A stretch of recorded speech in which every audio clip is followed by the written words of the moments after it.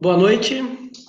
Boa noite. Boa noite a todos que estão nos assistindo aqui no Facebook e depois também aqueles que quiserem no nosso canal do YouTube Savipa. Vamos começar o nosso 18º encontro do estudo e ação sistêmica da Palavra de Deus. Em nome do Pai, do Filho e do Espírito Santo. Amém. Ave Maria, cheia de graça, o Senhor é convosco. Bendita sois vós entre as mulheres, e bendito é o fruto do vosso ventre, Jesus. Santa Maria, Mãe de Deus, rogai por nós, pecadores, agora e na hora de nossa morte. Amém. Glória ao Pai, e ao Filho, e ao Espírito Santo. Como é no princípio, Agora e sempre. Amém. São Vicente de Paulo, Nossa Senhora das Graças, em nome do Pai, do Filho e do Espírito Santo. Amém. Vamos continuar com o nosso estudo. Já chegamos no capítulo 6 do Evangelho de São Marcos. Boa tarde, ou quase boa noite. Então, hoje vamos ter o nosso último encontro. Vamos dar uma parada. E vamos continuar no ano que vem. Já fizemos 18 encontros, então também aqueles que de repente faltou algum encontro e quer acompanhar, pois esses estudos estão no nosso canal do YouTube, Savipa, São Vicente de Paulo.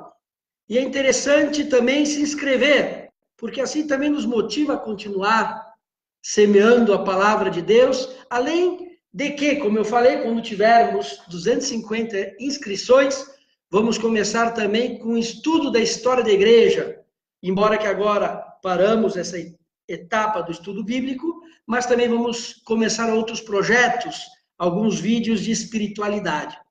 E assim que vamos dizer assim, reiniciar, vamos continuar, porque temos que terminar o Evangelho de São Marcos, vai ser avisado no Facebook, no canal da Savipa, ou na minha página, Diego Bettoni, no Facebook.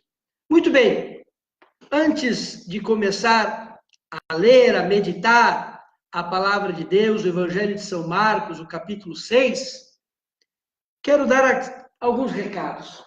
Primeiro, é sobre o diagnóstico espiritual, para aqueles que quiserem. Padre Diego, o que significa o diagnóstico espiritual? Pois bem, é uma sessão, no máximo de 1h30, onde vamos ver a história pessoal da salvação, o contato dessa pessoa com Deus, a sua história de amor com Deus. Avaliar juntos a sua situação atual, a situação espiritual, e assim poder orientar para ver onde precisa melhorar e aonde tem que ajustar algumas coisas. Então, é sempre uma visão positiva. Então, aqueles que estão interessados no diagnóstico espiritual para marcar uma hora, podem ligar. Eu vou deixar aqui nos comentários o número, mas eu vou dizer agora, é 054, que é aqui em Caxias do Sul, 99209-6303, repetindo, 54 99 209 6303. Podem ligar ou podem mandar um WhatsApp. Também, para aqueles que gostam de se programar, o próximo ano vamos ter um retiro. O tema é a misericórdia. Jesus misericordioso. E vai ser justamente no final de semana depois da Páscoa. Lá no dia que vai ser no dia 27 e 28 de abril do ano que vem. O final de semana depois da Páscoa. Por quê? Porque sempre o domingo depois da Páscoa é a festa da misericórdia. E vamos ter essa festa lá no Santuário de Caravaggio, lá em Farroupilha.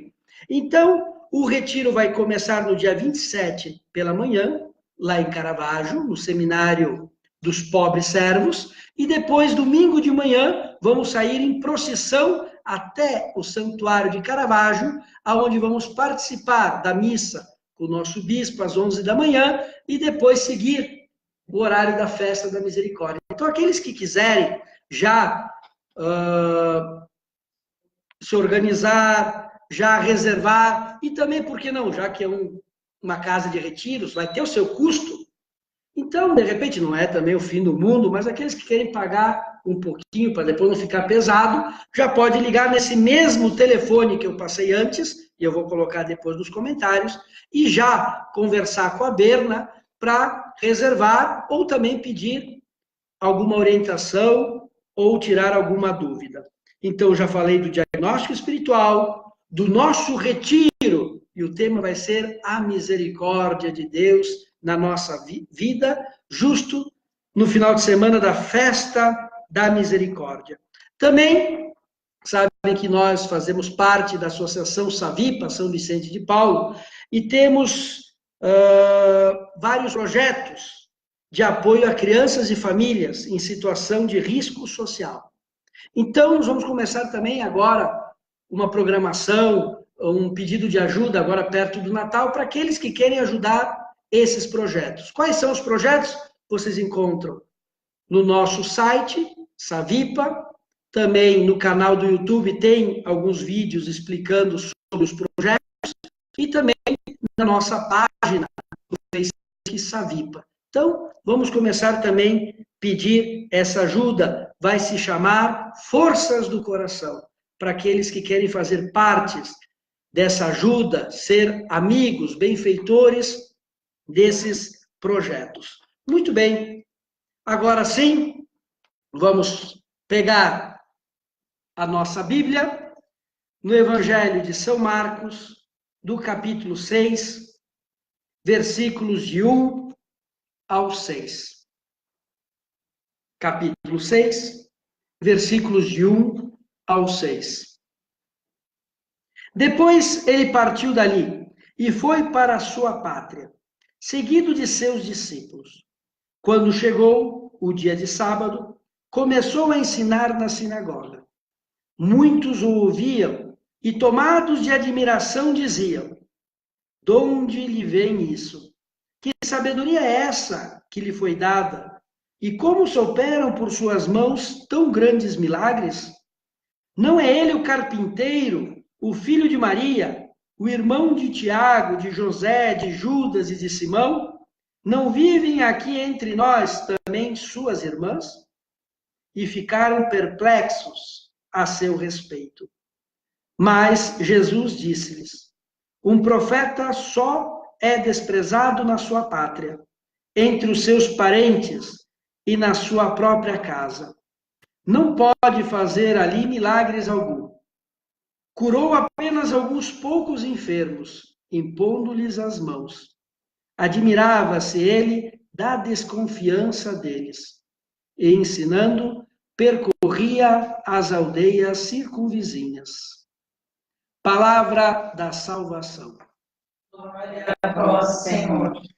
Então, queridos irmãos e irmãs, hoje que vamos terminar essa primeira etapa do nosso estudo e ação sistêmica da Palavra de Deus, nesse capítulo do Evangelho de São Marcos, nos fala de Jesus, que começou a ensinar na sinagoga, lá na sua terra, e ele mesmo se admirou pela desconfiança dos seus. Pois bem, Jesus, ele é simples, porque Deus é simples. E já que o pecado original, e é o pecado que a gente vive, é o orgulho, como disse a serpente, vocês serão como deuses. E realmente esse querer tomar o lugar de Deus, e Deus, quando visitou a humanidade, quando visitou o nosso mundo, Jesus, verdadeiro Deus e verdadeiro homem, se colocou sempre na posição mais simples, como remédio justamente para essa doença chamada orgulho. E como foi difícil e como é difícil hoje em dia perceber a presença de Deus, porque a presença de Deus de maneira ordinária, claro que tem os grandes eventos, milagres, mas de maneira ordinária é na simplicidade. Olha só, por exemplo, a Eucaristia, que é a presença real. Padre Diego, você sempre fala da Eucaristia. Claro, é o centro da vida cristã. É a presença de Jesus no mundo. É a presença física de Jesus. Querem coisa mais simples? Não tem cor, branca, leve, sem muita forma. Uma coisa tão simples. E como é difícil reconhecer a presença de Jesus na Eucaristia. Eu até comentava, agora que lá na minha paróquia vamos ter a primeira comunhão, então eu fiz um momento para os catequizandos da missa explicada, fui explicando as etapas, né?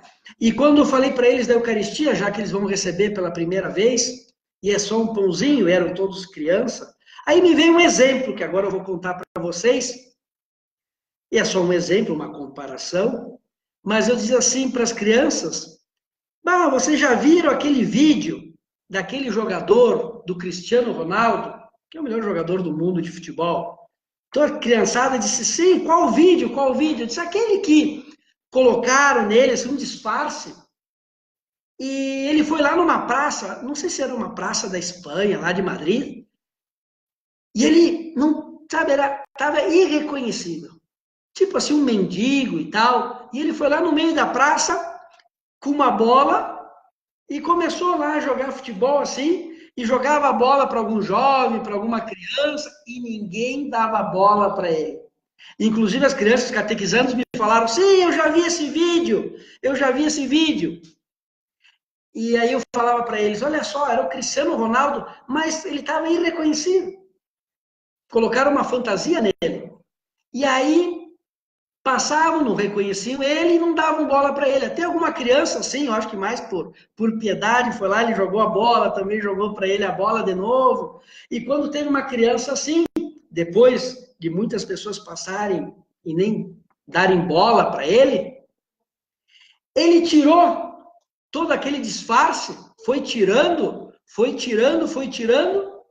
e quando a criançada, aqueles jovens, o pessoal da praça se deu conta de quem era ele, que era o Cristiano Ronaldo, aí sim todo mundo foi lá, correndo, tiveram que chegar os seguranças, etc., correndo para tirar foto com ele. E eu dizia para os catequizandos, olha, é a mesma coisa a Eucaristia, Jesus se disfarça, se coloca num saco de farinha, numa simplicidade, e muitas vezes a gente nem se dá conta. Agora, quando a gente chegar lá no céu, diante dele, e ele não vai estar mais disfarçado, e a gente olhar ele tal qual ele é, lembra daquele encontro que eu falei, de quem é Deus? A gente vai gritar, se eu soubesse, agora eu quero tirar foto com ele. Se eu não me engano, foi a Madre Teresa de Calcutá que disse, olha, se a gente se desse conta da Eucaristia, da presença real de Jesus Cristo, se colocariam guardas nas portas das igrejas, porque ia ser tanta gente querendo entrar no mesmo tempo, que ia ser uma confusão. Olha só, claro que não tem comparação do Cristiano Ronaldo com Jesus. Eu fiz essa comparação para os catequizandos, para eles entenderem que muitas vezes a pessoa pode estar do nosso lado e a gente não se dar conta. E aqui também, nesse evangelho, no evangelho de São Marcos, no capítulo 6, esse Jesus de Nazaré, e eles falavam assim, não é ele o carpinteiro? O filho de Maria, o irmão de Tiago, de José, de Judas e de Simão, não vivem aqui entre nós também suas irmãs? Esse cara tão simples, é ele que faz os milagres, e não queriam acreditar. Por isso, Jesus não fez os milagres que queria, pela falta de fé, pela desconfiança deles. Esse Jesus simples, que quer estar do nosso lado. Também, aqui, vemos quando nos diz, não é ele o carpinteiro, o filho de Maria, o irmão de Tiago, de José, de Judas, claro que não são irmãos, né? É que na língua semita, né, a palavra irmãos tem um sentido muito mais amplo. Pode ser a extensão da família, um primo, ou também toda a aldeia, toda aquela o pessoal que se reúne lá, às vezes eram considerados como se fossem irmãos. Então é muito mais amplo que isso. Pois bem, aqui nos diz esse carpinteiro. Como é interessante ver a sabedoria de Deus e os seus ensinamentos, o seu testemunho. Eu não sei se vocês já se deram conta, mas Jesus passou por esse mundo 33 anos, aproximadamente. Desses 33, quantos anos foi de vida pública? Quantos anos? 3 anos. E os outros 30 anos de vida oculta. De vida oculta. Por isso, percebemos aqui esse ensinamento de Jesus nessa passagem da importância, queridos irmãos e irmãs, da nossa vida cotidiana. A santidade no nosso cotidiano. Fazer do ordinário o extraordinário. A santidade de cada momento. Não é fazer grandes coisas, mas é fazer da vida cotidiana o extraordinário. A santidade está nas pequenas coisas, não nas grandes. Inclusive no Evangelho, lá de São Mateus, tem aquela parte que diz: a gente expulsou demônios, a gente fez milagres, nós pregamos em teu nome para tantas pessoas. E nos diz o Evangelho que Jesus olha e diz: eu não te conheço. Aí depois você passa alguns capítulos que diz: eu estava com sede, me deste de beber, eu estava com fome, me deste de comer, eu te conheço. Então, a presença de Jesus na vida comum, na vida de família. A santidade não está nas grandes coisas. Inclusive, se você for ver os mártires, os grandes santos, no momento extraordinário, foi por graça de Deus e foi, vamos dizer assim, o fechamento de uma vida de trabalho, de santidade, de missão. Que quase ninguém fala, aquele do dia a dia.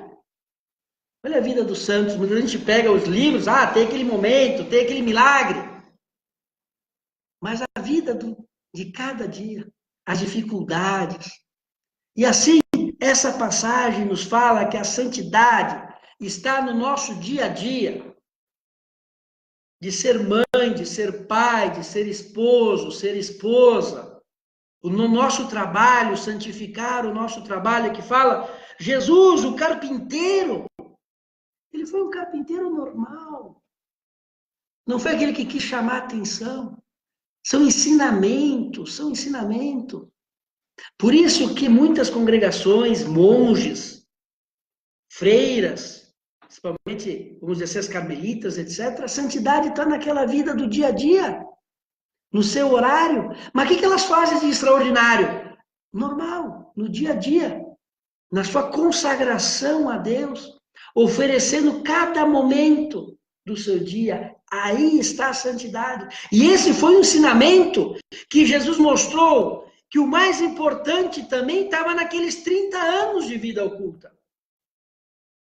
E não só buscar o extraordinário. Porque lembram, que o pecado, a raiz está no orgulho. E quando somos simples, no dia a dia, é quando agradamos a Deus. Então, prestem atenção. A santidade na nossa vida ordinária. Fazendo do ordinário o extraordinário. Saber oferecer cada momento para Deus. E saber que Deus está conosco, que Deus sabe. Por isso ele diz, bem-aventurados os mansos, bem-aventurados os que choram. Os bem-aventurados são aqueles que sabem viver cada momento na presença de Deus. E fazem as coisas não para aparecer, mas para agradar a Deus. Seja no extraordinário, quanto na vida normal. Ah, mas ninguém sabe que eu estou fazendo isso. Não precisam saber.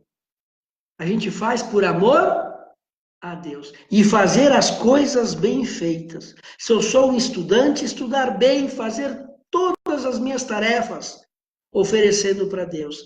No meu trabalho, na minha família. É santificar cada momento da nossa vida. Cada momento da nossa vida. Muito bem. Depois, nos diz que um profeta só é desprezado na sua pátria, entre os seus parentes e na sua própria casa. Preste atenção. Na sua própria casa, entre os seus parentes. Olha só que interessante. Quantas vezes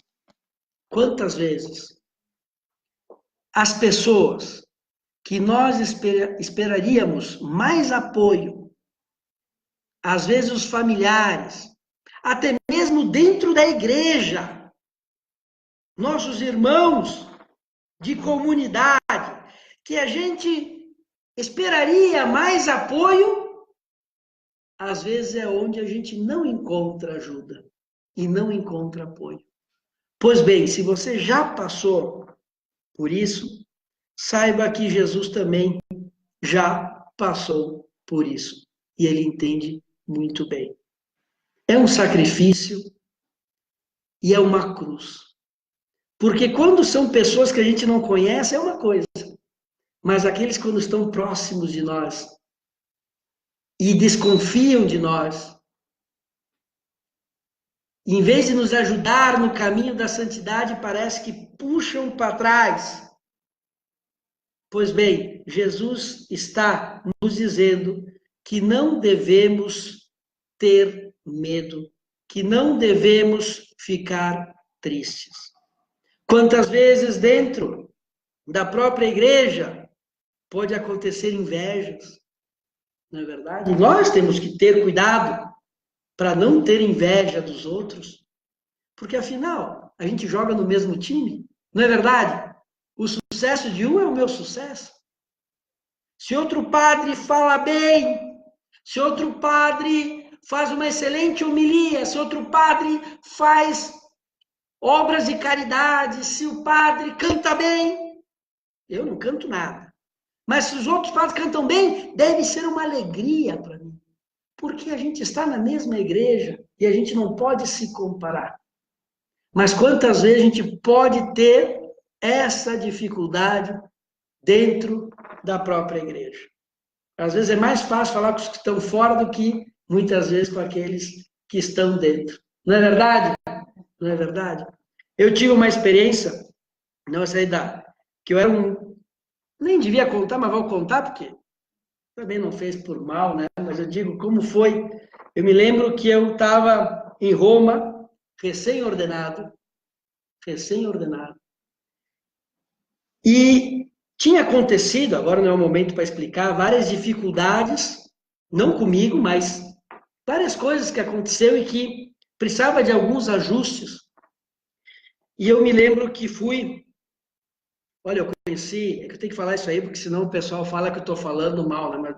Mas foi uma coisa que a pessoa fez sem querer, mas na hora eu fiquei triste, depois disse, vamos lá. Mas eu encontrei tantas pessoas maravilhosas lá, é impressionante. É impressionante, eu falo isso aí para... Né, porque agora até estou meio que ficando com remorso de contar. Né? Mas eu me lembro que eu fui falar com um cardeal e para resolver assim os problemas e tal. E eu me lembro que entrei e fiquei esperando ele. E aí, depois de um tempo, ele chegou, ele me olhou e me disse, o que você está fazendo aí? Eu falei, por quê? Ele disse, não, porque você devia esperar lá, naquela sala.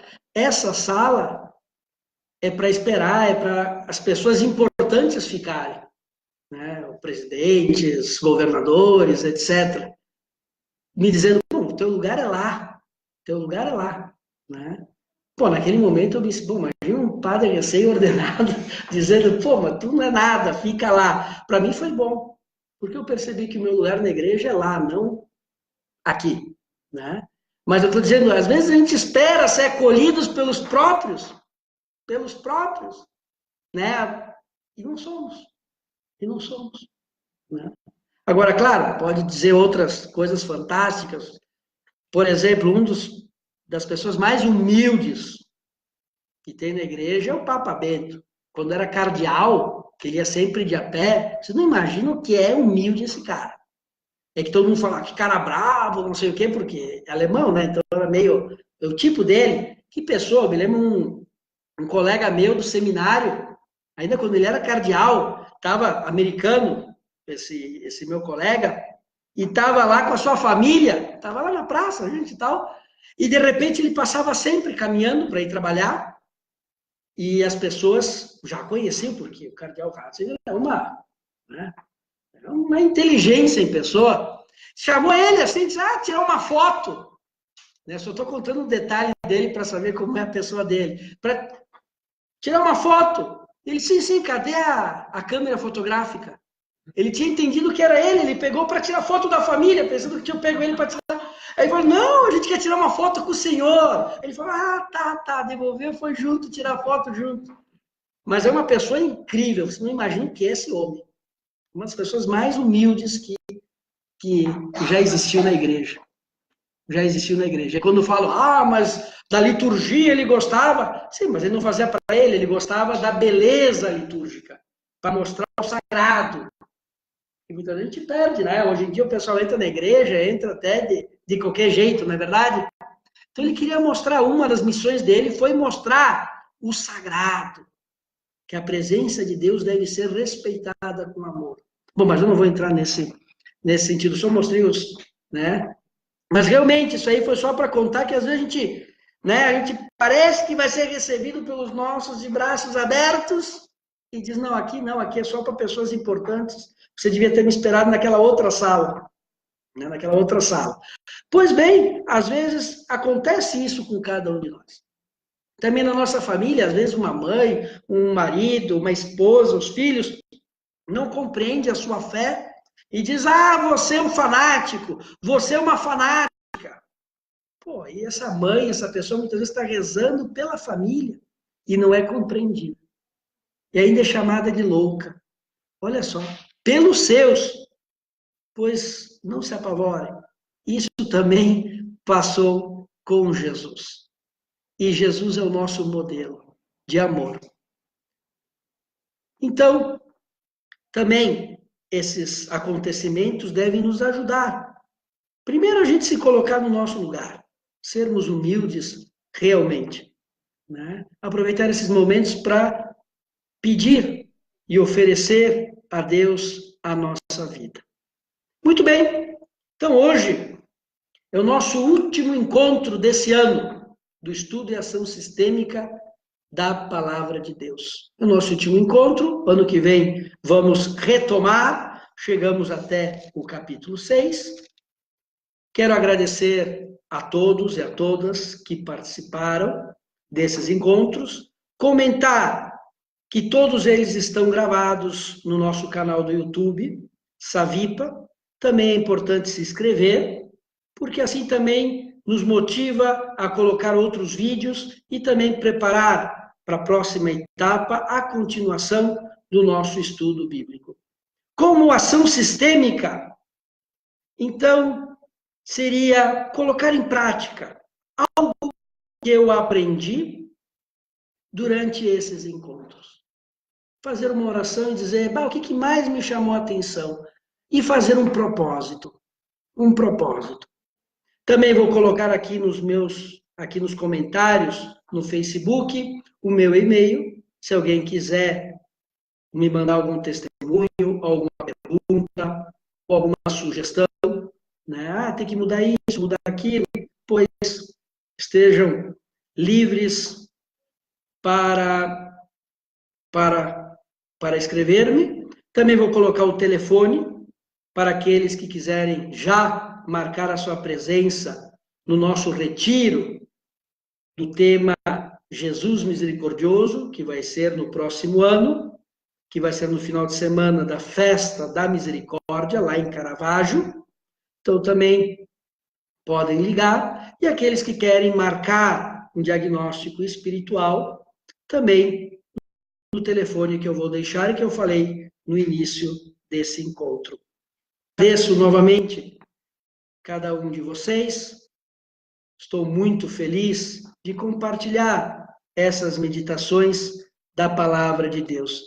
E de terminar essa primeira etapa justamente nessa passagem que nos mostra a importância da santidade no cotidiano das nossas vidas, fazendo do ordinário o extraordinário, fazendo as coisas para Deus, na presença de Deus, sabendo que Ele também se manifesta na simplicidade.